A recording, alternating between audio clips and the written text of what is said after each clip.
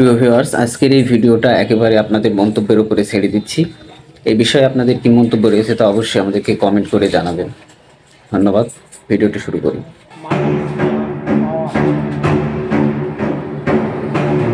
যে পোস্টের ছবি আমরা দেখছি তা আসলে এডিটেড ইমেজ নয়, বরং সত্যি পোস্টটি ট্রাম্প আপডেট নামক ভেরিফাইড এক্স অ্যাকাউন্ট থেকে করা হয়েছে। সেই পোস্টটিতে দেখা যায় লেখা হয়েছে, ট্রাম্পকে সমর্থন করায় গ্রেফতার করা হচ্ছে বাংলাদেশে, শেখ হাসিনার অনুপস্থিতিতে বাংলাদেশ কোন দিকে যাচ্ছে। পাশাপাশি সেখানে গতকাল গ্রেফতার হওয়া ব্যক্তিদের সাথে ট্রাম্পের যে ছবি ছিল সেগুলোও জুড়ে দেওয়া হয়েছে।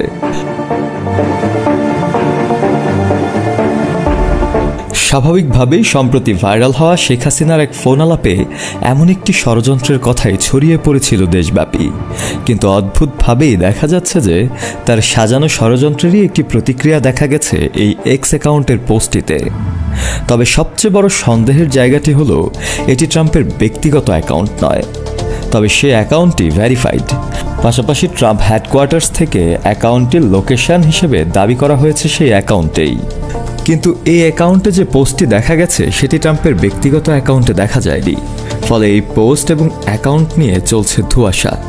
সবচেয়ে বড় প্রশ্নের ব্যাপারটি হলো, ট্রাম্পের মতো পরিচিত ব্যক্তির নামে ফেক অ্যাকাউন্ট থাকতেই পারে, তবে সেটি ভেরিফাইড করা এক্সের মতো কোম্পানির জন্য মোটেও ভালো ইঙ্গিত নয়।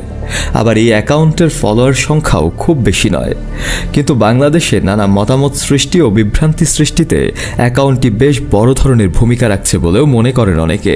পাশাপাশি সদ্যবিজয়ী আমেরিকান প্রেসিডেন্ট শেখ হাসিনাকে এই অ্যাকাউন্ট থেকে সরাসরি যেভাবে সমর্থন করছেন, স্বাভাবিকভাবেই সেটি যথেষ্ট প্রশ্নবিদ্ধ, এবং এই অ্যাকাউন্টের সাথে আদৌ ট্রাম্পের কোনো সম্পর্ক রয়েছে কিনা তা বর্তমান সময়ের জন্য এক বড় প্রশ্নে পরিণত হয়েছে।